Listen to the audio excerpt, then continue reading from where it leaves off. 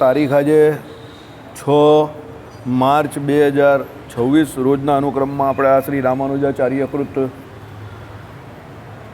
વ્યાસસૂત્રનું શ્રીભાષ્ય જે છે તે જોઈ રહ્યા છે. એમાં આપણે અત્યારે જગતગુરુ રામાનુજાચાર્યએ જે અવિદ્યાવાદનું ખંડન કરેલું છે, એટલે માયાવાદનું ખંડન જે કરેલું છે તે જોઈ રહ્યા છે. થોડુંક ટ્રીકી છે, અમે એમ નહીં કહેતા કે બહુ સરળ છે, પણ એટલું બધું અઘરું પણ નથી કે ભાઈ મગજને લોક મારીને બેસી જાઓ, એટલું અઘરું પણ નથી. શાંતિથી ધ્યાન દઈને સાંભળો તો સમજ પડે એવું છે. ગઈકાલે આપણે શું જોયું કે આ અજ્ઞાન પોતે અનાદિ હોય, બ્રહ્મને પોતાનું સાક્ષી અને એ બ્રહ્મના સ્વરૂપનું તિરોધાન બંને એકી વખત કરે છે. બરાબર, એ જોયું. એટલે અજ્ઞાનનો અનુભવ અને બ્રહ્મનું તિરોધાન બંને એક સાથે થાય છે. એટલે અજ્ઞાન અનુભવ અને બ્રહ્મનું તિરોધાન થઈને થાય છે કે તે વગર ઇત્યાદિ ઉપર બધાયેલા વાંધા જતા રહી છે. બંને એક સાથે થાય એટલે પછી એમાં કોઈ પ્રોબ્લેમ જ નહીં થતો કે પહેલાં અજ્ઞાન થયું કે પહેલાં પછી બ્રહ્મનું તિરોધાન થયું. એ નક્કી કરવાનો કોઈ પ્રશ્ન નથી. આ બધી છે ને રામાનુજાચાર્ય એક એક કરીને અવિદ્યા કેવી રીતે ઘૂસી, એટલે અવિદ્યાનું નિરૂપણ તમે કેવી રીતે કરો છો એ બાબતમાં અદ્વૈતીઓને પકડે છે. બસ, એટલે આ બધા ઓપ્શન્સ જે છે તે રામાનુજાચાર્ય પોતે આપે છે ખંડનમાં. આ બધા ઓપ્શન્સ અદ્વૈતમાં નથી, સમજો. આ તો રામાનુજાચાર્ય એમને કહે છે કે આટલા ઓપ્શન્સ છે તમારી પાસે, અવિદ્યાને તમે કેવી માનો છો એમ. અવિદ્યાવાદ જે છે તે ખોટો કરેલો છે, માયાવાદ જે કયો છે તે ખોટો છે, એની પર છે આ વાત. આ કહેવું એટલે અનવસ્થાદી દોષ લાગતા નથી, આ કહેવું ખોટું છે. કારણ કે એટલે શું, કેમ સ્વ અનુભવ સ્વરૂપ જે બ્રહ્મ તેનું સ્વરૂપ તિરોધિત થયા વગર એનામાં અજ્ઞાનનું સાક્ષીત્વ એટલે અજ્ઞાન અનુભવ બની શકતું નથી. કારણ કે જ્યાં સુધી જે એમ કહે કે બ્રહ્મ જે છે એનું પોતાનું સ્વરૂપ તિરોહિત નહીં થાય ત્યાં સુધી એનામાં અજ્ઞાનનું સાક્ષીત્વ થાય નહીં. અજ્ઞાન અંદર સાક્ષી બને કેવી રીતે? બ્રહ્મનું પોતાનું સ્વરૂપ તો જ્ઞાન સ્વરૂપ છે, તો એનામાં એમ કહી કે જ્યાં સુધી તિરોધાન નહીં થાય, એટલે એ બ્રહ્મનું પોતાનું સ્વરૂપ જ્યાં સુધી તિરોધાન નહીં થાય ત્યાં સુધી એમાં અજ્ઞાનનો પ્રવેશ નહીં થાય. કેવી રીતે?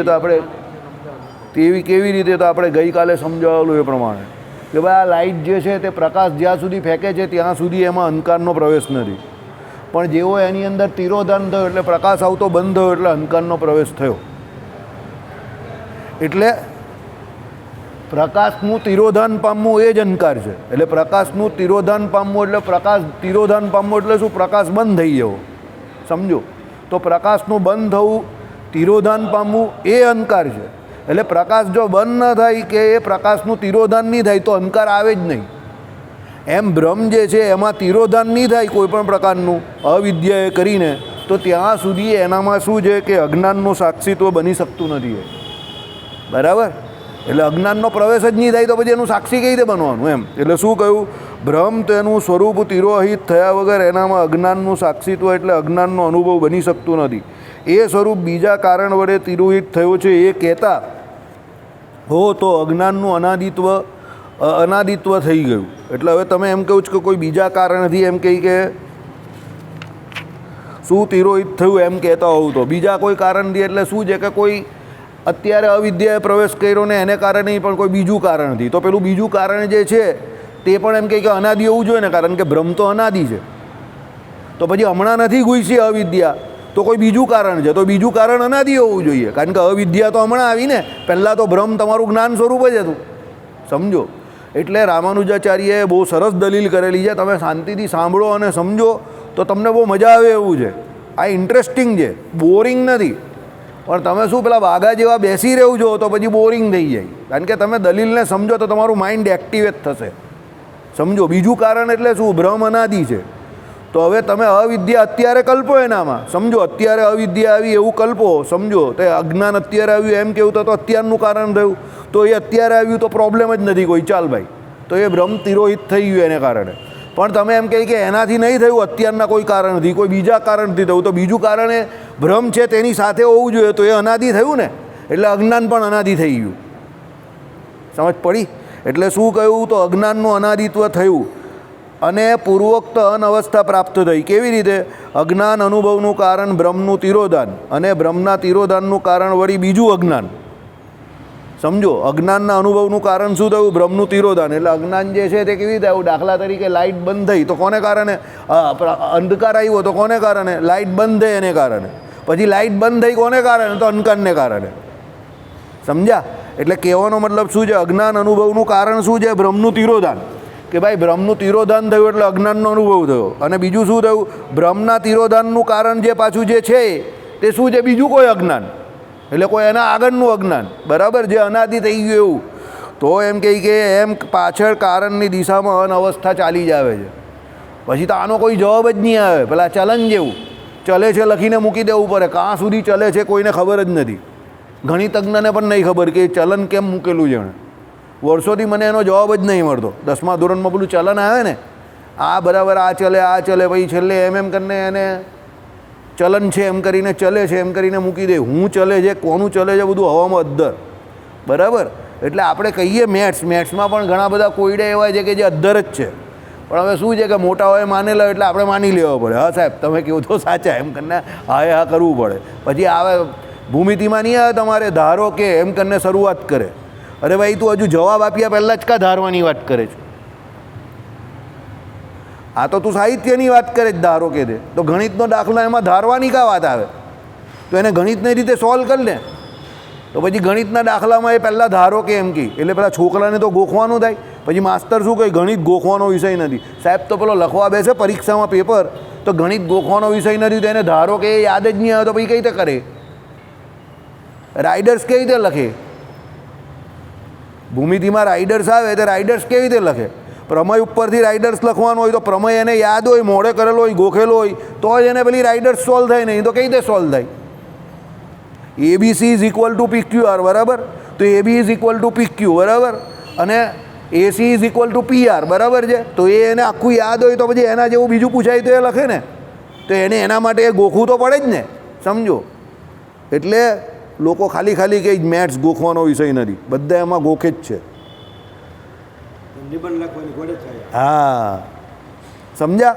નો ડાઉટ એમાં થિયરી છે કે ભાઈ ABC એટલે એમ કરીને તમે ત્રિકોણ બતાવો તો A, B ને C તેમ P, Q ને R. એમાં થિયરી છે કે AB = PQ. સમજો? એમાં થિયરી છે. પણ પછી જ્યારે પેલો પરીક્ષામાં પૂછે બિચારો છોકરો ગભરાઈ ગયો હોય તો ABC = PQR કરીને પૂછી દે ને, પેલો આખો એના મગજમાંથી એક પ્રમેય જ નીકળી ગયો હોય અને એનો ખાલી એ બદલી નાખે. ABC = PQRની જગ્યા પર બે નામ બદલી નાખે. D એના પછી આવે, ABCની પછી આવે DEF = પેલા PQRની જગ્યા પર કંઈ બીજું મૂકી દે. સમજો? XYZ, બરાબર. તો પેલો છોકરો ગોખીને આવ્યો હોય તો બી ત્યારે બિચારો ગભરાઈ ગયો હોય, તેના મગજમાં નહીં આવે, અટવાઈ જાય. વાત સમજ્યા મારી? આમાં એવું છે, તમે ધ્યાન આપો તો આવડે, પછી તમને પણ બધું ગોળ ગોળ જ લાગે, બરાબર. ચાલો, એટલે શું છે? અજ્ઞાન અનુભવનું કારણ એ બ્રહ્મનું તિરોધાન છે. કે બ્રહ્મ પોતાનું સ્વરૂપ તિરોધાન થાય છે એટલે એને અજ્ઞાનનો અનુભવ થાય છે. અને પછી બ્રહ્મનું તિરોધાન કેવી રીતે થયું? તો એના માટે પાછું કોઈ બીજું અજ્ઞાન. તો આ તો અનવસ્થા થઈ ગઈ ને. એટલે તમે નક્કી જ નહીં કરી શકતા કે ભાઈ અજ્ઞાનથી બ્રહ્મનું તિરોધાન થયું કે બ્રહ્મનું તિરોધાન થયું તો અજ્ઞાન આવ્યું. સમજ પડી? એટલે આ તો અનવસ્થા થઈ ગઈ, બરાબર. લાઇટ બંધ થઈ એટલે અંધારું થયું કે અંધારું થયું એટલે લાઇટ બંધ થઈ, તમે નક્કી નહીં કરી શકતા. એટલે અદ્વૈતની વાત બધી કેવી છે? ગોળ ગોળ ગોળ ગોળ વાત છે એમ. તો આપણે અદ્વૈતનું ખંડન કરવા બેઠેલા છીએ, તો તમે બધા ગોળ ગોળ ફરો છો. અરે તમારે ગોળ ફરવાની કોઈ જરૂર નહીં, એમાં બધા જવાબ આપેલા જ છે. લોકો કંઈ બહુ અઘરું. અરે ભાઈ અઘરું કાં છે? એ તો તમને એટલે અઘરું લાગે છે કે એણે ગોળ ગોળ ફેરવા છે. પણ આપણે થોડું ગોળ ફરવાનું છે, આપણે સમજી લેવાનું એને. ચાલો, બ્રહ્મનું સ્વરૂપ તિરોહિત થયા માન્યા વિના બ્રહ્મ અજ્ઞાનનું સાક્ષી બને છે એમ માનતા હો તો, હવે જો બ્રહ્મનું સ્વરૂપ તિરોહિત નહીં થયું એ છતાં પણ તમે એને શું માનો છો? કે ભાઈ અજ્ઞાનનું એ સાક્ષી બને છે એમ માનો છો, તો અજ્ઞાન અનુભવ સ્વરૂપ સિવાય બીજું તિરોહિત સ્વરૂપ જ માન્યું. એટલે બ્રહ્મની સ્વ અનુભવ ભવે કરતાંતા, એટલે બ્રહ્મ પોતાના જ અનુભવમાં ગુલતાન છે એ સિદ્ધાંત ગયો. હવે અદ્વૈતીઓ શું માને છે? કે બ્રહ્મ પોતે પોતાના સ્વરૂપમાં ગુલતાન છે. સમજો? અદ્વૈતીનો આ એક બેઝિક સિદ્ધાંત છે અદ્વૈતનો, કે ભાઈ એ બ્રહ્મ જે છે તે પોતે પોતાના સ્વરૂપને વિશે ગુલતાન છે એમ. એટલે એને એના પોતાના સ્વરૂપમાં એ રમણ કર્યા કરે છે એમ. એટલે એને કોઈ બીજાની જરૂર પડતી નથી. હવે તમે સમજો કે અજ્ઞાનના અનુભવ સ્વરૂપ સિવાય બીજું તિરોહિત સ્વરૂપ જ માન્યું. એટલે બ્રહ્મની સ્વ અનુભવેકતાંતા, એટલે બ્રહ્મ પોતાના અનુભવમાં ગુલતાન છે સિદ્ધાંત ગયો. હવે તમે અહીંયા એમ કહી દીધું કે ભાઈ અજ્ઞાનનું સ્વરૂપ જે છે બરાબર, એ અજ્ઞાન અનુભવ સિવાય બીજું કોઈ તિરોહિત સ્વરૂપ માન્યું. હવે દાખલા તરીકે એ લોકોએ અત્યારે અહીંયા એમ કહ્યું કે બ્રહ્મનું સ્વરૂપ તિરોહિત થયેલું માન્યા વિના બ્રહ્મ અજ્ઞાનનો સાક્ષી બને છે એમ માનતા હો તો બ્રહ્મ પોતે પોતાનો જ અનુભવ કરી રહ્યું છે એ સિદ્ધાંતનો બાદ આવે. સમજો, કારણ કે બ્રહ્મનું પોતાનું સ્વરૂપ જે છે તે જ્ઞાન સ્વરૂપ છે. હવે બ્રહ્મનું પોતાનું સ્વરૂપ જ્ઞાન સ્વરૂપ છે ને એ એમાં રમણ કરે છે, એ તો ઓરિજિનલ સિદ્ધાંત છે. હવે અહીંયા એ જો એના પોતાના સ્વરૂપમાં તિરોહિત થયા વગર અજ્ઞાનનું સાક્ષી પોતાને માને તો પછી એનું સ્વરૂપ જ્ઞાન સ્વરૂપ કેવી રીતે થયું? હું તમને મારવા આવું ને તમે ભાગી જાઓ તે વાત અલગ છે, પણ હું તમને મારું નહીં એ પહેલાં જ તમે ભાગી જાઓ તો પછી મારો થોડો વાંક છે, તમે ડરપોક છો ને. સમજો, બ્રહ્મનું સ્વરૂપ તિરોહિત નહીં થયું, એટલે આ લાઇટનું સ્વરૂપ જે છે તે તિરોહિત નહીં થયું, અંધારું તો પણ થઈ ગયું, તો એમાં પછી કોનો વાંક છે? સમજા મારી વાત? એટલે અહીંયા શું કહેવા માગે છે તે સમજો. બ્રહ્મનું ઓરિજિનલ સ્વરૂપ કેવું છે તો જ્ઞાન સ્વરૂપ છે, અને એ પોતે પોતાના સ્વરૂપમાં રમણ કરે છે. સમજો, હવે અહીંયા એના સ્વરૂપમાં કોઈ પણ બાદ નથી આવ્યો, અને છે તે છતાં પેલા અજ્ઞાને એની અંદર એટેક કરી નાખ્યો. સમજા મારી વાત? એટલે અવિદ્યાએ એટેક એની ઉપર કર્યો તો પછી એમ મનાય ને કે ભાઈ એ બ્રહ્મ પોતે પોતાના સ્વરૂપમાં હતું જ નહીં. બરાબર? એટલે શું કહ્યું અહીંયા કે ભાઈ બ્રહ્મનું સ્વરૂપ તિરોહિત થયેલું માન્યા વિના બ્રહ્મ અજ્ઞાનનું સાક્ષી બને છે એમ માનતા હો તો બ્રહ્મ પોતે પોતાનો જ અનુભવ કરી રહ્યું છે એ સિદ્ધાંતનો બાદ આવે.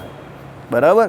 એટલે બ્રહ્મ પોતે પોતાના સ્વરૂપનો અનુભવ એટલે કેવો? બ્રહ્મ પોતે જ્ઞાન સ્વરૂપ છે એનો અનુભવ કરી રહેલો છે, એમાં બાદ આવી ગયો. કેવી રીતે બાદ આવ્યો?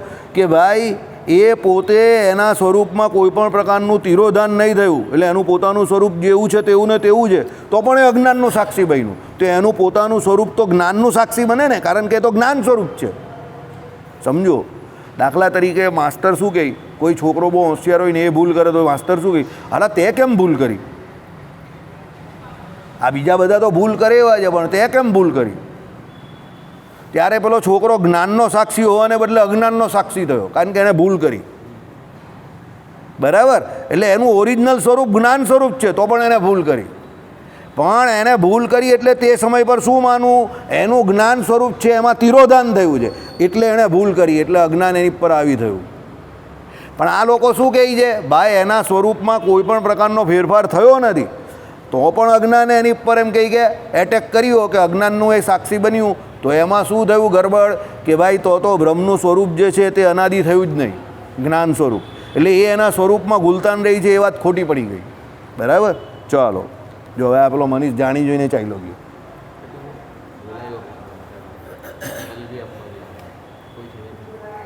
બરાબર? એટલે આ લોકોને હું સમજ નહીં પડે એટલે એ ભાગી જાય. બસ સમજ નહીં પડે તો ભાગી હું જવાનું, એમાં ઊભા રહેવાનું શાંતિથી. ચાલો, જે હોય તે હરી ઈચ્છા. વળી બીજું, અવિદ્યાથી બ્રહ્મ ઢંકાય છે, ત્યાં બ્રહ્મ બિલકુલ પ્રકાશતું નથી કે કંઈક પ્રકાશે છે. જો આ બીજું આવ્યું. ચાલો ભાઈ, તમારી અવિદ્યાથી બ્રહ્મ જે છે તે ઢંકાઈ ગયું. અંધકારને કારણે આ પ્રકાશ, કે કોઈ એમ કહે કે કોઈ આવરણ આવ્યું તો આ પ્રકાશ ઢંકાઈ ગયો, તો શું અડધી લાઈટ ઢંકાઈ કે પૂરેપૂરી ઢંકાઈ? એવો પ્રશ્ન છે. અહીંયા તમે કોઈ બટર પેપર ઢાંકી દીધું, તો બટર પેપર ઢાંક્યું એટલે અડધી જે લાઇટ છે તે ઢંકાઈ ગઈ અને અડધી લાઇટથી પ્રકાશ આવે છે. તો અહીંયા સવાલ એ પૂછેલો છે રામાનુજાચાર્યએ, શું અવિદ્યાથી બ્રહ્મ ઢંકાય છે, ત્યાં બ્રહ્મ બિલકુલ પ્રકાશતું નથી કે કંઈક પ્રકાશે છે? સમજો, હવે તમને બીજી ચોઈસ આપી બાજી આ રામાનુજાચાર્યએ કે ભાઈ અવિદ્યા છે, બરાબર, એનાથી બ્રહ્મ ઢંકાઈ ગયું, તે પૂરેપૂરું ઢંકાઈ ગયું કે થોડું ઢંકાયું? આ શું છે? રામાનુજાચાર્ય એ લોકોને બધી રીતે કાઉન્ટર ચેક કરે છે કે તમે અવિદ્યાને મૂકો કાં છો, તમારી દ્રષ્ટિમાં અવિદ્યા શું છે એમ. એટલે તમે તમારો મત સ્થાપન કરવા માટે જોરાવરે કરીને અવિદ્યાને અંદર ઘુસાડેલી છે. બાકી એવું અવિદ્યા જેવું કોઈ તત્વ હોતું નથી. પણ જો તમે એને અવિદ્યા તરીકે માનો તો તમારે એને તત્વ તરીકે સ્વીકારવું પડે, પણ તમે એને તત્વ તરીકે સ્વીકારતા પણ નથી, અને બ્રહ્મને વિશે તમે તિરોધાન પણ માનો છો. આઈડિયા આવે છે? એટલે તમે શું કહો છો કે કોઈ મારો શત્રુ નથી પણ મારું કામ બગડી રહેલું છે. અરે ભાઈ, તારું કામ બગડી રહેલું જ તો કોઈ બગાડતો હોય તો જ બગડે ને, તું પોતે બગાડે જ તે કંઈ ના. એટલે બ્રહ્મ પોતે નહીં બગાડતું, તો બ્રહ્મ જે છે તે પોતે જીવ રૂપે જે ભેદ રૂપે અહીંયા આવે છે ને અજ્ઞાન એનામાં પ્રવેશ કરે, તો કોને કારણે? તો અવિદ્યાને કારણે. તો એ અવિદ્યા શું છે? કોઈ તત્વ છે? એટલે આપણે કહીએ કે તમારું કોઈ બગાડે તો કોણ છે? તમે કહ્યું કે હા એ કોઈ વ્યક્તિ છે, થર્ડ પાર્ટી છે, તો થર્ડ પાર્ટી થયો ને એક. તેમ બ્રહ્મને એ લોકો જેમ બ્રહ્મને બધું માને છે, તત્વ તરીકે સ્વીકારે છે, તેમ અવિદ્યાને એ લોકોએ તત્વ તરીકે સ્વીકારવી જોઈએ ને. તો તત્વ તરીકે એ લોકો સ્વીકાર નહીં કરતા, કારણ કે સર્વ ખલ્વિદમ બ્રહ્મ અદ્વૈત મત અનુસાર એ લોકો બ્રહ્મ સિવાય બીજા કોઈને માનતા નથી. બ્રહ્મ સિવાય બધું મિથ્યા માને છે. હવે એ મિથ્યા મનાવવા માટે જબરજસ્તી અવિદ્યાને એ લોકો શું છે, ફક્ત ને ફક્ત ભાવરૂપ બતાવવા માટે આ બધા ઘટકડા કરે છે. એ ઘટકડા જે છે ને એમના, એ રામાનુજાચાર્ય એક એક કરીને સોલ્વ કરે છે. સમજો, બહુ બુદ્ધિનો વિષય છે, બરાબર. પણ હવે આપણો આ વિષય નથી એટલે આપણે થોડીક ઓછી એમાં હૂંચ પડે. પણ એ તો ધીરે ધીરે એના વચનામૃત જેવું છે. અમુક વચનામૃત જે છે, પ્રથમનું 64મું વચનામૃત મેં આજે જ વાંચ્યું કે ભાઈ આત્મા અને અક્ષર બંને ભગવાનનું શરીર છે, પણ વસ્તુ થાય તો એ ભગવાન જે છે તે એનાથી ન્યારા જ છે. તો લખેલું છે કે જ્યાં જ્યાં એમ કહે કે એ ભગવાનનું પૃથ્વી રૂપે એમ કહે કે નિરૂપણ, પૃથ્વી આદિ તત્વ રૂપે નિરૂપણ કર્યું હોય તો ત્યાં એ ભગવાનને પૃથ્વી આદિ રૂપે વર્ણવ્ય હોય, અને જ્યાં જીવ રૂપે નિરૂપણ કર્યું હોય તો ત્યાં એ ભગવાનને જીવ રૂપે વર્ણવ્ય હોય. પણ વસ્તુ થાય તો ભગવાને પૃથ્વી અને જીવ એ બંનેથી ટોટલી જુદા જ છે. હવે તમે વિચાર કરો, પૃથ્વી આદિ રૂપે ને જીવ આદિ રૂપે આ બધી શું વાત કરેલી છે? બાઉન્સર જાય ને. પણ શાસ્ત્રોમાં શું કહ્યું છે સમજો. વિશિષ્ટાદ્વૈત વેદાંત શું કહે તે સમજો. જળ અને ચેતન બંને ભગવાનનું શરીર છે, અને ભગવાન એના શરીર છે, એટલે ધારક, નિયંતા અને શેષી છે. હવે ધારક, નિયંતા અને શેષી એટલે શું? તો ભગવાન એ બધાનું નિયમન કરે છે, જળનું પણ અને ચેતનનું પણ. હવે જળનું નિયમન પણ એ ભગવાન કરે છે, તો પૃથ્વી, જળ, તેજ, વાયુ અને આકાશ આ બધા જળ તત્વમાં આવે, અને એનું નિયમન ભગવાન કરે છે. અને જીવ તે ચેતન તત્વમાં આવે, તો ચેતનનું નિયમન પણ ભગવાન જ કરે છે. હવે સમજો, જ્યાં જ્યાં એવું લખ્યું હોય શ્રીમદ ભાગવત આદિક શાસ્ત્રોમાં કે ભાઈ બ્રહ્માને ઈશ્વર તરીકે માનેલા હોય, તો જીવ છે બ્રહ્મા, તો ઇન્દ્રને ઈશ્વર તરીકે માનેલા હોય તો જીવ છે ઇન્દ્ર તો. પણ ત્યાં ઈશ્વર રૂપે એ બ્રહ્મા કે પેલા જે ઇન્દ્ર એકચ્યુઅલી એને ઈશ્વર નહીં કહ્યા, એની અંદર રહેલા ભગવાનને કહ્યા છે. જેમ સૂર્યનારાયણ આપણે કહીએ છીએ તો સૂર્ય દેવતા છે, પણ એની અંદર નારાયણ ભગવાને એમને પ્રકાશવાનું સામર્થ્ય આપેલું છે, એટલે આપણે એમને નારાયણ કહીએ. એટલે ધારક, નિયંતા અને શેષી કોણ છે? પેલા ભગવાન નારાયણ પોતે છે. એ પ્રમાણે ઘણી જગ્યા પર આ પૃથ્વી આદિ જે તત્વો કહ્યા ને, પૃથ્વી, જળ, તેજ, વાયુ, આકાશ, જે કોઈ, એની પણ સ્તુતિ કરેલી છે શાસ્ત્રોમાં ઈશ્વર રૂપે. જળ છે એની સ્તુતિ કરેલી છે ઈશ્વર રૂપે. કેમ? જળ જીવન છે. સમસ્ત આખી સૃષ્ટિ જે છે એનું પાલન પોષણ એ જળ દ્વારા થાય છે. તો જળની સ્તુતિ ત્યારે ઈશ્વર રૂપે, ભગવાન રૂપે કરેલી છે. તો જળ થોડું ઈશ્વર છે, એની અંદર ભગવાન રહેલા છે, ઈશ્વર રહેલા છે, એની સ્તુતિ થાય છે. એટલે એ જળ જે છે કે પૃથ્વી જે છે તે ભગવાનનું શરીર છે, અને ભગવાન એના શરીરી છે. એટલે એ ભગવાન જે શરીરી છે તેના શરીર રૂપે કરીને પૃથ્વી, જળ, તેજ, વાયુ અને આકાશ જે કયા એની સ્તુતિ કરેલી છે શાસ્ત્રોમાં. એટલે પ્રથમના 64માં શું લખેલું છે કે જ્યારે એ ભગવાનનું પૃથ્વી આદિ રૂપે શાસ્ત્રોમાં નિરૂપણ કરેલું હોય ત્યારે એ ભગવાનને પૃથ્વી આદિ રૂપે માનેલા હોય, અને જ્યારે એ ભગવાનનું નિરૂપણ જીવ રૂપે કરેલું હોય તો એ ભગવાનને જીવ રૂપે માનેલા હોય. પણ વસ્તુતા એ તો એ પૃથ્વી આદિ રૂપ કે જીવ રૂપ બંને ભગવાન નથી, કારણ કે જળ અને ચેતન એ બંનેના શું છે? શરીરી છે ભગવાન. તો વસ્તુતા એ તો ભગવાન એ બંનેથી જુદા છે. જળ જેવા પણ નથી એટલે માયા જેવા પણ નથી, અને ચેતન જેવા એટલે જીવ જેવા પણ એ ભગવાન નથી. તો એ બંનેના ભગવાન શરીરી છે. નિયામ્ય નિયામક ભાવ, ધારક ધાર્ય ભાવ, શેષ શેષી ભાવ. ઘરે જઈને વાંચજો બધા પ્રથમનું 64મું વચનામૃત. આ મેં જે કહ્યું ને, આ રેકોર્ડિંગ સાંભળજો પછી વાંચજો તો જ તમને સમજ પડશે. એની ટીકા જે છે તે મેઇન છે. શું છે અંદર? આત્મા અને અક્ષર બંને ભગવાનના શરીર છે. તો આ જીવનું જે શરીર જે છે કયું? આપણું આ પૃથ્વી, જળ, તેજ, વાયુ, આકાશનું બનેલું તે તો નાશ પામે એવું છે. એટલે એ તો રોજ રોજ એમાં ફેરફાર થાય છે. પણ ભગવાનનું શરીર જે આત્મા અને અક્ષર જે કહ્યું એ નાશ પામે એવું નથી. તો ભગવાનના શરીરમાં અને આપણા શરીરમાં આટલો ફરક છે, તો અહીંયા શરીર શબ્દનો અર્થ શું લેવો? તો ત્યારે ભગવાન શ્રી હરિએ એનો અર્થ નીચે આપેલો છે કે શરીર શબ્દનો અર્થ જે વિશિન્ન થાય તે જ શરીર, એટલે આપણું આ શરીર નાશ પામે શરીર એવો અર્થ નહીં લેવાનો. અહીંયા શરીર શબ્દનો અર્થ ધારકપણું, નિયંતાપણું અને શેષીપણું એ પ્રમાણે કરવાનો છે. એટલે આપણે સામાન્ય રીતે અર્થ શું કરીએ શરીરનો? જે નાશ પામે છે તે શરીર છે. પણ એ જગ્યા પર આત્મા અને અક્ષર બંનેને ભગવાનના શરીર કયા, એ શરીરી ભાવે કયા છે. હવે એ જ વચનામૃતમાં આગળ ભગવાને એવું કહ્યું છે કે જ્યારે ભગવાનનું પૃથ્વી આદિ રૂપે નિરૂપણ કર્યું હોય તો પૃથ્વી આદિ રૂપે એટલે એની અંદર રહેલા ભગવાન, સમજો, એટલે જળ માયાની અંદર રહેલા ભગવાન એનું નિરૂપણ કરેલું છે. તો ત્યારે પેલું બોડી નહીં જોવાનું, એની અંદર રહેલા ભગવાન શરીરી છે એને એની સ્તુતિ છે. અને જ્યારે જીવ રૂપે કયા હોય તો જીવ રૂપ એટલે શું છે, ઇન્દ્રાદિક દેવતાઓ છે એની સ્તુતિ કરેલી હોય કોઈ જગ્યા પર તો એ દેવતાઓ નહીં જોવાના, એની અંદર રહેલા ભગવાનને જોવાના છે. એટલે લખેલું હોય જો એમાં બધી ટીકામાં લખેલું હોય યસ્ય પૃથ્વી શરીરમ, યસ્ય આ શરીરમ તે શરીરમ, બધું ઘણા બધાનું લખેલું છે એ વચનામૃતની ટીકામાં જ. તો એનો મતલબ શું થયો કે ભાઈ એ ભગવાન એની અંદર રહ્યા છે એની સ્તુતિ કરેલી છે. વસ્તુતાએ તો ભગવાન એ જળ જેવા એટલે માયા જેવા પણ નથી અને આપણા જેવા પણ નથી, કારણ કે એ બંનેના શું છે, ધારક નિયંતા અને શેષી છે, એ બંનેના કંટ્રોલર છે, સમજો, બરાબર.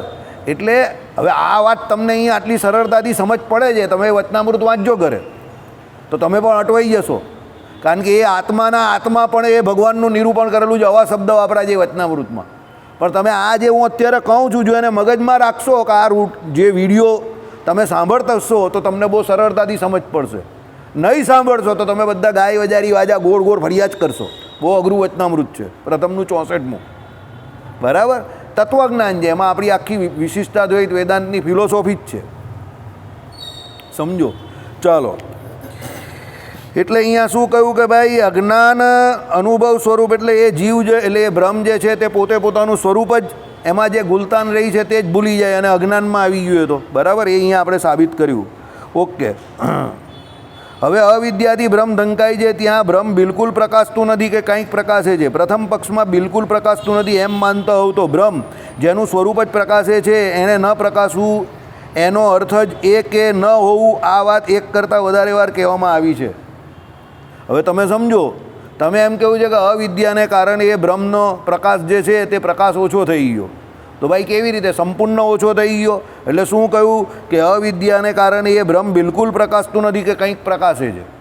તમે ચોઈસ કરો, તમે પહેલી ચોઈસ કરી કઈ બિલકુલ પ્રકાશતું નથી, તો એ તો શક્ય નથી ને, કારણ કે બ્રહ્મનું સ્વરૂપ જ ઓરિજિનલ કેવું છે, જ્ઞાન સ્વરૂપ છે. તો બિલકુલ પ્રકાશતું નહોતું એ થિયરી તો ખોટી પડી ગઈ. ચાલો, બીજા પક્ષમાં કાંઈક પ્રકાશે છે એવું કહેતા હોવ તો પ્રશ્ન ઉઠે છે કે કેવલ સતચિત આનંદમય બ્રહ્મમાં કયો અંશ તિરોહિત થાય છે અને કયો પ્રકાશે છે, સમજો.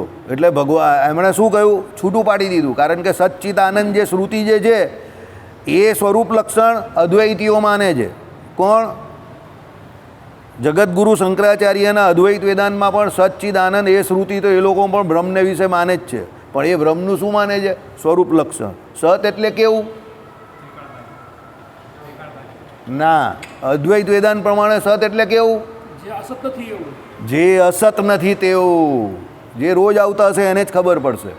અદ્વૈત વેદાંત શું કહે છે સમજો, ત્રિકાર બાધિત આપણે કહીએ છીએ. અદ્વૈત વેદાંત શું કહે છે કે જે સત એટલે કેવું, તો જે અસત નથી તેવું. પછી ચિત્ત એટલે એનો અર્થ એ લોકો કેવું કહે છે, જે જડ નથી તેવું. અને આનંદનો અર્થ એ લોકો પાછા શું કહે છે કે ભાઈ જેનામાં આનંદ નામનો આનંદ, જે આનંદ સ્વરૂપ છે તેવું. આનંદી નહીં, આનંદ નામનો ગુણ નહીં, પણ જે આનંદ સ્વરૂપ છે તેવું. બરાબર છે. રામાનુજાચાર્યએ શું કહ્યું, અવિદ્યાએ એની પર એટેક કર્યો, બ્રહ્મ ઉપર એટેક કર્યો. તમે કેવું કે જો ભાઈ અવિદ્યાએ એટેક કર્યો અને એ બ્રહ્મ જરા પણ પ્રકાશતું નથી એવું તમે કેવું, તો એવું તો શક્ય નથી. હવે તમે એમ કહું કે ભાઈ કંઈક અંશે પ્રકાશતું નથી, તો સચ્ચિત અને આનંદ એમાંથી કયો ભાગ નીકળી જાય એ અમને કેવું. બહુ સરસ છે. હું તમને શું કહું, આ દલીલ પર ધ્યાન આપો ખાલી. તમે રામાનુજાચાર્યની દલીલ પર તમે અવેર થઈને ધ્યાન આપશો ને તો એટલું અઘરું નથી, કારણ કે સચ્ચિદ આનંદ એનું લક્ષણ છે, એ લોકો પણ સ્વીકારે છે. કોનું? બ્રહ્મનું સ્વરૂપ લક્ષણ છે. તો સત એટલે કેવું, જે અસત નથી તેવું, એ લોકો એવું માને છે. તો ભાઈ હવે તમે એમાંથી કયું એમ કહી કે અવિદ્યાને કારણે સત ચિત્ત અને આનંદ એમાંથી કયો ભાગ જે છે તે નીકળી ગયો? બરાબર. ચાલો સાંભળો. અને એટલે શું કે કયો અંશ તિરોહિત થાય છે, કયો પ્રકાશે છે? બરાબર. બ્રહ્મ અંશ રહિત વિશેષ રહિત કેવલ પ્રકાશરૂપ વસ્તુ છે, એમાં બે આકાર સંભવે નહીં તમારા મત પ્રમાણે. હવે તમે પાછા શું કહું છો કે ભાઈ બ્રહ્મ જે છે તે અંશ રહિત વિશેષ રહિત છે. એ લોકોનું બ્રહ્મ કેવું છે બાજુ? અંશ રહિત છે. બરાબર, કોઈ પણ અંશ નહીં પડતો એ લોકોના બ્રહ્મનો. પછી એ લોકો શું કહે છે? એ બ્રહ્મને બીજું વિશેષણ રહિત છે, એ બ્રહ્મના કોઈ વિશેષણ નથી, એવું એ લોકો વિશેષણવાળું તો માનતા નથી. આપણે શું છે? એ બ્રહ્મ અનંત કલ્યાણકારી ગુણોવાળું, એટલે અનંત કલ્યાણકારી વિશેષણોવાળું છે વિશિષ્ટા દ્વૈત વેદાંતનું બ્રહ્મ. આપણે સત, ચિત્ત અને આનંદ એ ત્રણ બ્રહ્મમાં રહેલા ગુણો માનીએ છીએ. સત એટલે તમે કહ્યું એ પ્રમાણે ત્રિકાળ બાધિત તત્વ છે. ચિત્ત એટલે કેવું છે? જ્ઞાન સ્વરૂપ છે, એની જોડે જ્ઞાન નામનો ગુણ એમનામાં રહ્યો છે. તો કેવો રહ્યો છે? અનંત કોટી બ્રહ્માંડમાં જે કોઈ પણ જીવ રહ્યા તે બધા જીવોના કર્મોને બ્રહ્મ એક કાળા વિછિન્ન જાણે છે. પોતે ધર્મી પોતાને તો જાણે જ છે, પણ બીજાનું પણ જ્ઞાન ભગવાનને છે. તન કી જાને મન કી જાને જાણે ચિત્ત કી ચોરી ઉસકે આગે ક્યાં છુપાના જિસકે હાથ મેં બૂટની દોરી. બરાબર, એટલે એ ભગવાન જે છે તે ચિત્તમાં એવું છે કે ભાઈ એ જ્ઞાન સ્વરૂપ છે, જ્ઞાન નામનો ગુણ પણ એમનામાં રહેલો છે. આ કોની વ્યાખ્યા છે? મિક્સ નહીં કરતા, આપણી વિશિષ્ટતા દ્વૈતની કરું છું હવે. અને આનંદ જે છે તે આપણા ભગવાન આનંદ ગન છે, આનંદનો સમુદ્ર છે આખો. અને આનંદ નામનો ગુણ એમનામાં રહ્યો છે. આનંદનો સમુદ્ર એટલે કેવું કે જો આ પેલા મસ્તરામ જોઈ લઉં તમારા, શાંતિથી કેવા ભજન કરે છે.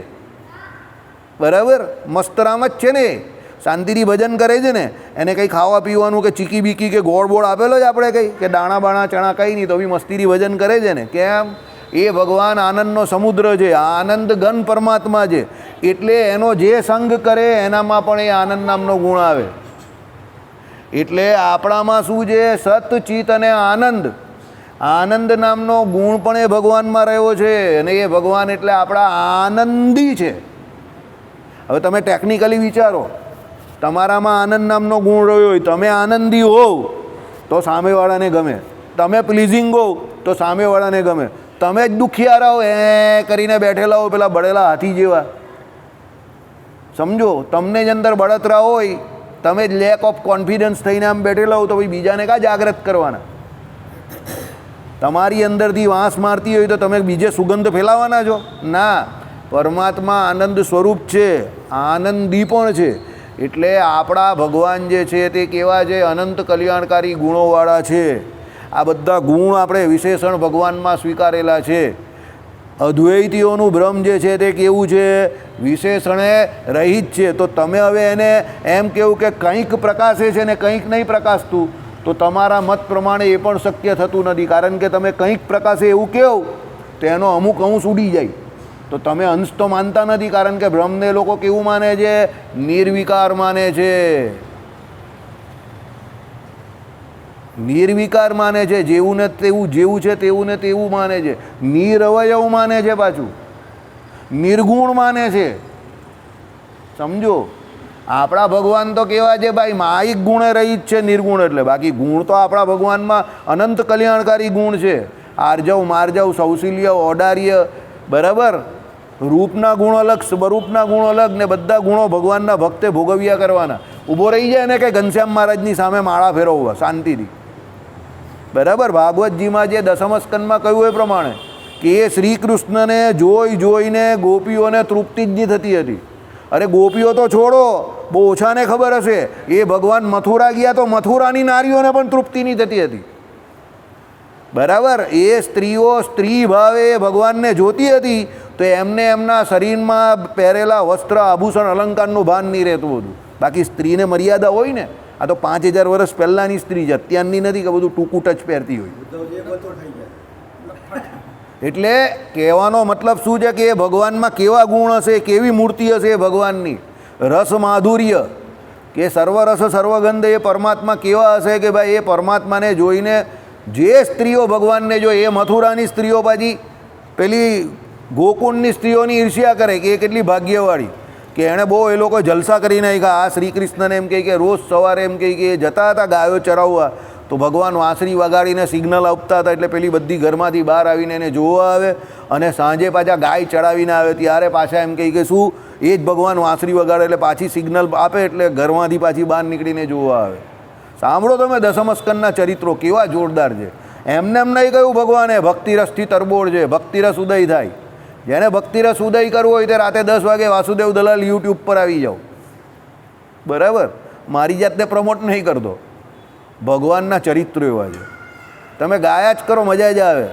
જેટલા આ લોકોએ ચિત્રો દોરેલા છે કે પેલાને કુવલિયા પીઠ હાથીને મારી નાખેલો અને એનો દાંત ભગવાને ખેંચી નાખેલો, એ ફોટો પણ બહુ જોરદાર છે.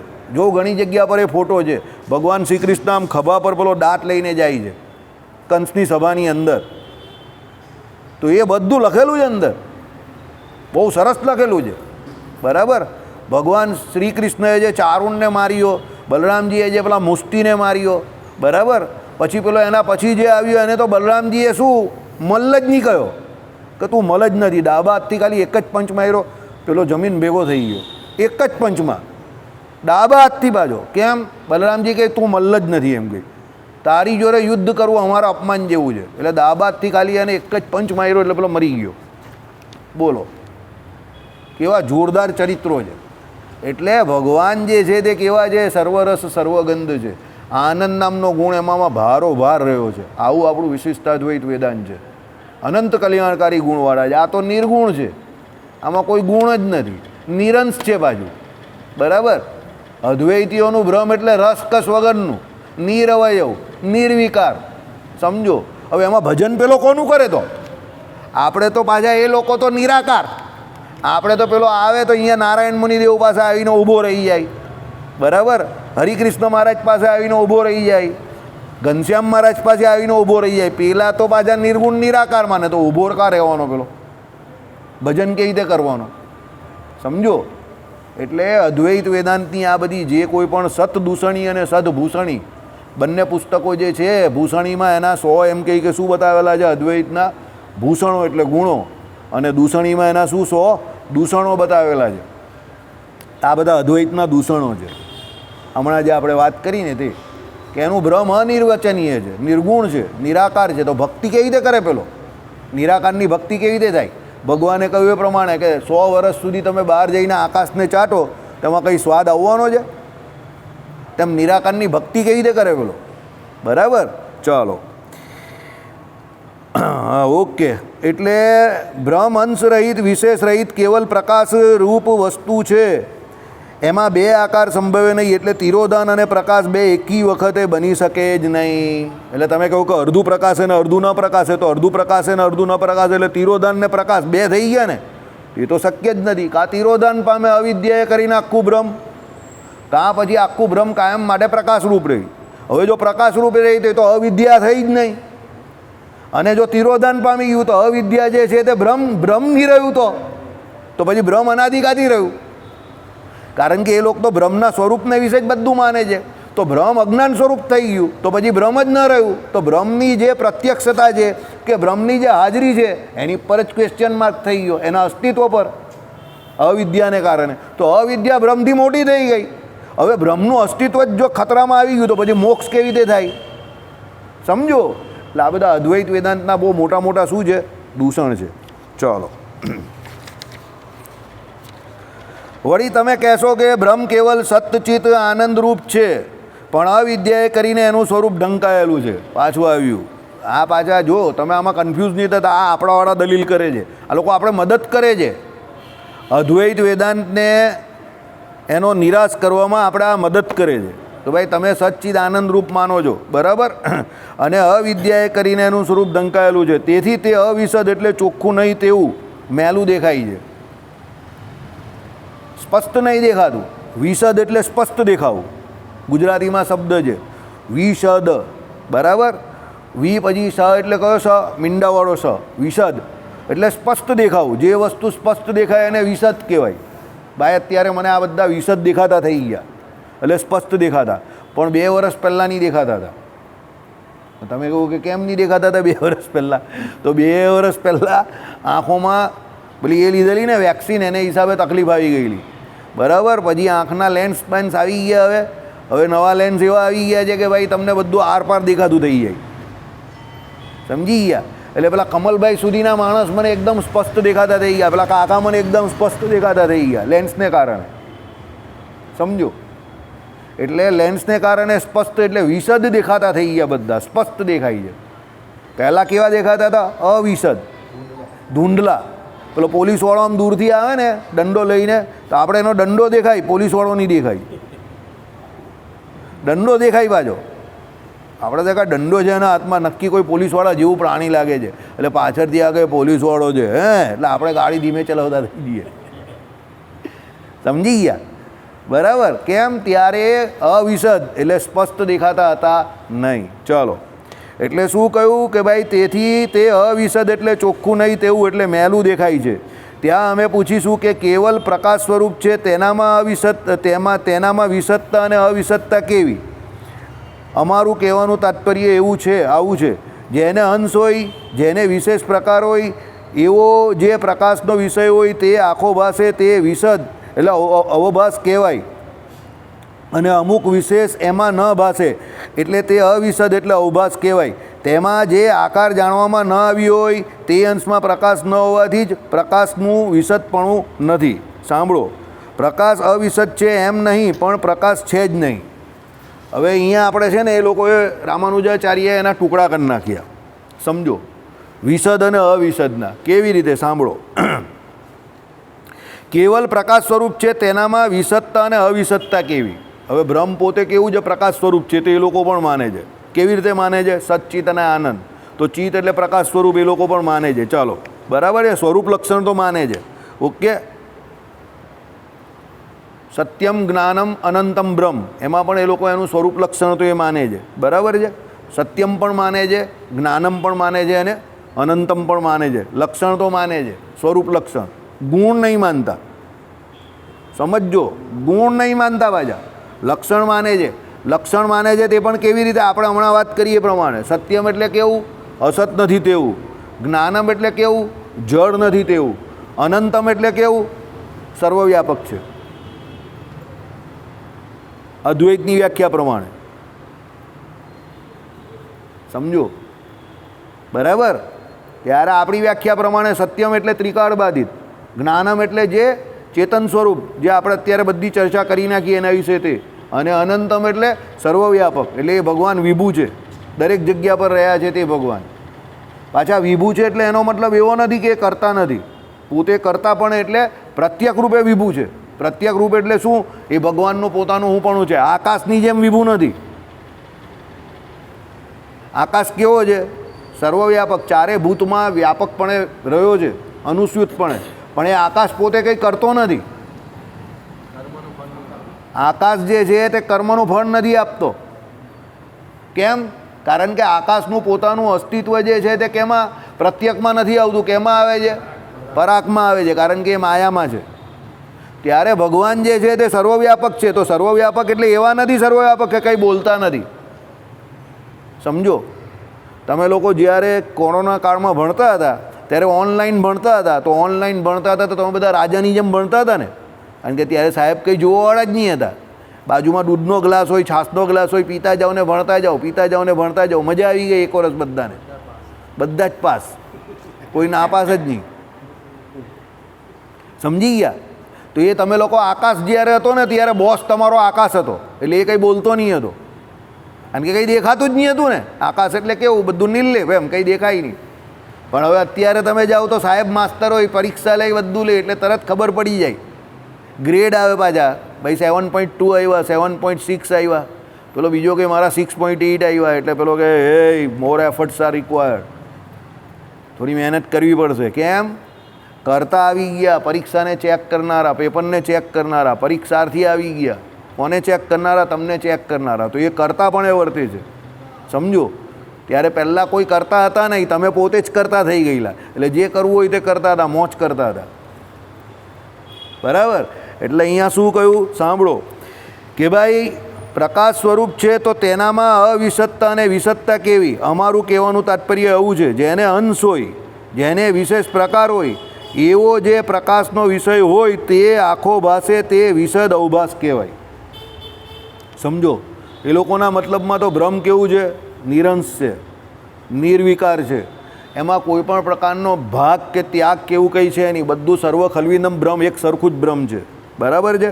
એટલે રામાનુજાચાર્યએ શું કહ્યું તે સાંભળો કે ભાઈ જેને અંશ હોય, જુદું જુદું પડતું હોય એવા અંશ હોય ને આમ છૂટા છૂટા, તે જેને વિશેષ પ્રકાર હોય, બધા અલગ અલગ પ્રકાર હોય, બરાબર? તે પ્રમાણે એવો જે પ્રકાશનો વિષય હોય, બરાબર, એટલે જ્ઞાનનો એવો કોઈ વિષય હોય આખો, તો એ આખો ભાસે તે વિશદ અવભાસ કહેવાય. હવે એ આખો દેખાય તે વિશદ અવભાસ, એટલે સ્પષ્ટ અવભાસ એટલે સ્પષ્ટ દેખાવું, અવભાસ એટલે દેખાવું, અને વિશદ એટલે સ્પષ્ટ. વિશદ એટલે શું? સ્પષ્ટ. વિશદ શબ્દોનો અર્થ યાદ રાખજો, સ્પષ્ટ, અને અવિશદ એટલે અસ્પષ્ટ. સમજો, જ્યાં સુધી એ બેનો અર્થ નહીં સમજશો ત્યાં સુધી બધું ગાય વજાડી વાજા થયા કરશે. હા, બસ સમજો. એટલે શું થયું કે એ વિશદ અવભાસ કહેવાય, એટલે પૂરેપૂરું દેખાય. હવે સાંભળો, અને અમુક વિશેષ એમાં ન ભાસે તે અવિશદ અવભાસ કહેવાય. હવે એમાં અમુક વિશેષ નહીં ભાસે, હવે એમાં અમુક ભાગ તમને નહીં દેખાયો તો એ અવિશેષ, એટલે શું કહ્યું? અવિશદ અવભાસ. કારણ કે એમાં અમુક જે છે તે દેખાયો નથી એનો ભાગ. હવે સમજો કેવી રીતે. દાખલા તરીકે હું અત્યારે જોઈ રહ્યો છું તો મને અહીંયા સુધીનું દેખાય, એના પછીનું અહીંયા કંઈ હોય તો પેલી બાજુનું કે એના પછીનું ન દેખાય, તો એ અવિશદ અવભાસ છે. મને બધું જ દેખાતું હોય તો એ વિશદ અવભાસ છે. સમજ પડી? વિશદ અવભાસ એટલે શું? પૂરેપૂરું સ્પષ્ટ દેખાય તે વિશદ અવભાસ. અવિશદ અવભાસ એટલે શું? હું જોવાનું બધું 100% પ્રયત્ન કરું પણ 50% દેખાય ને 50% નથી દેખાતું, તે શું છે? અવિશદ અવભાસ છે. તેમાં જે આકાર જાણવામાં ન આવ્યો હોય તે અંશમાં પ્રકાશ ન હોવાથી જ પ્રકાશનું વિશદપણું નથી, બરાબર? એટલે પ્રકાશ અવિશદ છે એમ નહીં, પણ પ્રકાશ છે જ નહીં. એટલે શું કહ્યું? સાંભળો, તેમાં જે આકાર જાણવામાં ન આવ્યો હોય તે અંશમાં પ્રકાશ ન હોવાથી જ પ્રકાશનું વિશદપણું નથી. એટલે સમજો, એમાં જે ભાગ તમને નથી દેખાયો, બરાબર છે, એટલે બ્રહ્મનો જે ભાગ બ્રહ્મને નથી દેખાયો, કે અડધો ભાગ દેખાયો અને અડધો ન દેખાયો. હવે એટલે શું કહ્યું કે ભાઈ તેમાં જે આકાર જાણવામાં ન આવ્યો હોય તે અંશમાં પ્રકાશ ન હોવાથી જ પ્રકાશનું વિશદપણું નથી. એટલે સમજો, જે ભાગ નથી દેખાયો તે ભાગમાં પ્રકાશનું વિશદપણું નથી. સિમ્પલ વાત છે ને. જ્યાં પ્રકાશ હોય ત્યાં તમને પેલું પૂરું દેખાય. હવે અત્યારે દાખલા તરીકે આપણા કમલભાઈની ઉપરની લાઇટ બંધ કરી દઈએ તો કમલભાઈ છે કે નહીં ખબર નહીં પડે, કારણ કે ઉપરનો પ્રકાશ બંધ થઈ ગયો એટલે એ ભાઈ નહીં દેખાય. સમજી ગયા મારી વાત? પણ પાછી લાઇટ ચાલુ કરે તો કમલભાઈ દેખાતા થઈ જાય. આઈડિયા આવે છે? સમજો. અને જે અંશ જાણવામાં હોય તે અંશમાં એનો પ્રકાશ વિશદ છે જ. હવે જે તમે જાણો છો તે તો એનો પ્રકાશ વિશદ છે એટલે સ્પષ્ટ દેખાય છે. એટલે સમજો, બે અંશ છે, એક જાણવામાં આવ્યો, આ બાજુનો જાણવામાં આવ્યો, ને આ બાજુનો જાણવામાં નહીં આવ્યો. તો આ બાજુનો જે જાણવામાં આવ્યો તો આ પ્રકાશ કેવો છે? વિશદ છે. આ બાજુનો જાણવામાં ન આવ્યો તે કેવો છે? અવિશદ છે. સમજો, ટુકડા પાડી દેવો એટલે તમને બધી સમજ પડશે. આ આખો ભાગ છે, અડધો કર્યો મેં. આ બાજુનો ભાગ જે છે એમાં પ્રકાશ છે એટલે એ ભાગ કેવો છે? વિશદ દેખાય છે. આ બાજુનો ભાગ છે પ્રકાશ નથી એટલે અવિશદ છે, એને નથી દેખાતો સ્પષ્ટપણે, બરાબર છે? ચાલો, માટે પ્રકાશના અંશમાં કોઈ પણ ઠેકાણે અવિશદપણું છે જ નહીં. શું? સાંભળો, જ્યાં પ્રકાશ અને અપ્રકાશ એમ બે ભાગ છે ત્યાં પણ પ્રકાશવાળા ભાગ પૂરતી તો વિશદતા છે જ. તમે એમ કહો કે ભાઈ બ્રહ્મ જે છે એ અડધું પ્રકાશે છે એવું કેવું? સમજો, ત્યાં પણ પ્રકાશ જ્યાં છે ત્યાં તો એ પૂરેપૂરો જ પ્રકાશમાં દેખાય છે. જ્યાં પ્રકાશ નથી ત્યાં જ એ તકલીફ છે. આઈડિયા આવે છે? એટલે જ્યાં પ્રકાશ નથી ત્યાં એ તકલીફ છે. એટલે કહેવાનો મતલબ, જેટલા ભાગમાં તમે એમ કહો છો કે ભાઈ અવિદ્યાએ એટેક કરેલો છે અડધો, તો એ અડધું બ્રહ્મ પ્રકાશતું નથી, પણ અડધું તો પ્રકાશે છે ને, બરાબર? એટલે સાંભળો શું કહ્યું? માટે પ્રકાશના અંશમાં કોઈ પણ ઠેકાણે અવિશદપણું છે જ નહીં. વિષય ઘટાદીનું સ્વરૂપ જણાય છે એમાં અવિશદપણું છે, તે એ જ કે એમાં રહેલા કેટલાક વિશેષો બાબતો જણાતા નથી. પણ બ્રહ્મ તો વિષય જ નથી, વિશેષણ રહિત છે, કેવલ પ્રકાશરૂપ છે તમારા મતમાં. સમજો, એકચ્યુઅલી એ લોકો બ્રહ્મને કોઈ વિષય નહીં માનતા. હવે મને કમલભાઈ નથી દેખાતા પેલા પ્રકાશ હોવા કે ન હોવાને કારણે, તો એ કમલભાઈ નહીં દેખાતા એટલે એ વિષય છે, એટલે મને નહીં દેખાતા. સમજો, લાઇટને કારણે એ કમલભાઈ મને નથી દેખાતા, એટલે પ્રકાશ હોવું કે ન હોવું એને કારણે પેલા જે કમલભાઈ બેઠેલા તે નહીં દેખાતા, બરાબર છે? પણ અદ્વૈતીઓ જે છે તે બ્રહ્મને કોઈ વિષય નહીં સમજતા. આપણામાં શું છે? સમજો, જ્ઞાન કેવી રીતે જ્ઞાન થાય? તો એમાં જ્ઞાતાઓ જરૂરી છે અને જ્ઞેય એટલે વિષયો જરૂરી છે. પણ એ લોકો બ્રહ્મને કોઈ વિષય સમજતા જ નથી. એ લોકો વિષય સમજે તો એ વિષયને જાણવાવાળો પાછો કોણ? જ્ઞાતા પણ એક ઊભો થાય, અને જ્ઞાતા ઊભો થાય તેનું જ્ઞાન ઊભું થાય. તો એ જ્ઞાનમાં પાછું શું થઈ જાય? ગુણ પણ આવે. જ્ઞાન તો કયા ગુણવાળું? હવે દાખલા તરીકે મેં તમને કંઈ ચખાડ્યું, તમે પૂછું કે ભાઈ આ પ્રસાદ છે તો કેવો છે? તમે કહો આ ખાટું લાગે છે, તો ખાટા નામના ગુણવાળું થયું ને. તમને બીજું આપ્યું તો આ મીઠું લાગે છે, તો મીઠા નામના ગુણવાળું થયું ને. હવે તમને જે મેં ચાખવા આપ્યું તે વિષય છે, પણ વિષય થયો એટલે એનો ગુણ પણ આવે જ. પણ એ લોકો તો નિર્વિશેષ માને છે. સમજ પડે છે કે નથી પડતી? અત્યાર સુધી તો મને એવું લાગે તમને સમજ પડી રહેલી છે. એ લોકો બ્રહ્મને વિષય રહિત માને છે. એ લોકોનું બ્રહ્મ કેવું છે? નિર્વિષય છે, કોઈ પણ પ્રકારના વિષય વગરનું છે. કારણ કે એ લોકો ફક્ત એનું સ્વરૂપ લક્ષણ જ માને છે. એને એ લોકો આપણી જેમ જ્ઞાનનો વિષય નહીં માનતા. આપણે શું માનીએ છીએ કે કોઈ પણ વિષયને જાણવો હોય તો જાણવા માટે પહેલાં એનો જ્ઞાતા જોઈએ, એટલે જાણવાવાળો જોઈએ. દાખલા તરીકે કમલભાઈ ત્યાં બેઠા છે, હું એવું કહું છું તો હું જ્ઞાતા છું ને. એ ભાઈ વિષય છે તો હું જ્ઞાતા છું, અને હું એને જાણું છું તો એનું મને જ્ઞાન છે. હવે એ મને નહીં દેખાય એવું શક્ય ક્યારે થાય? એ વિષય હું ન જોઉં ત્યારે, પેલી લાઇટ બંધ થઈ જાય ત્યારે. એટલે સમજો પ્રોબ્લેમ અહીંયા કેમાં છે તે સમજો. હું તે કહું તેમાં પેલી લાઇટમાં પ્રોબ્લેમ છે. કમલભાઈ તો ત્યાં બેઠેલા જ છે. સમજ પડે છે? પ્રોબ્લેમ કેમાં છે? પેલી લાઇટમાં છે. જો લાઇટ ન હોય તો પેલો પદાર્થ મને દેખાય નહીં, અને લાઇટ હોય તો દેખાય. એટલે પ્રોબ્લેમ પેલા વિષયમાં નથી, પ્રોબ્લેમ કાં છે? પ્રકાશમાં છે, જ્ઞાનમાં છે. કેમ? એ જ્ઞાનમાં પેલો પ્રકાશ જે છે એ નથી હોતો તો અવરોધ થાય છે. સમજો, આપણે આંખ છે બધાને, પણ આપણે જોવાનું કાર્ય ક્યારે કરીએ? પ્રકાશ છે ત્યારે ને. લાઇટ બંધ થઈ જાય તો આપણે બધા કેવા થઈ જઈએ? અંધારું થઈ ગયું, આપણે બધા કોઈ જોઈ નહીં શકતા. એટલે અંધારામાં તો આપણે બધા બી અંધારિયા છે. એટલે આપણી આંખ આપણે કામમાં ક્યારે આવે છે? પ્રકાશને લઈને કામમાં આવે છે. એટલે સામે જે કોઈ વિષય છે એને જાણવા માટે આપણે પણ કોની જરૂર છે? પ્રકાશની જરૂર છે. આંખની જરૂર તો છે જ, પણ એની સાથે પ્રકાશની પણ જરૂર છે. કેમ?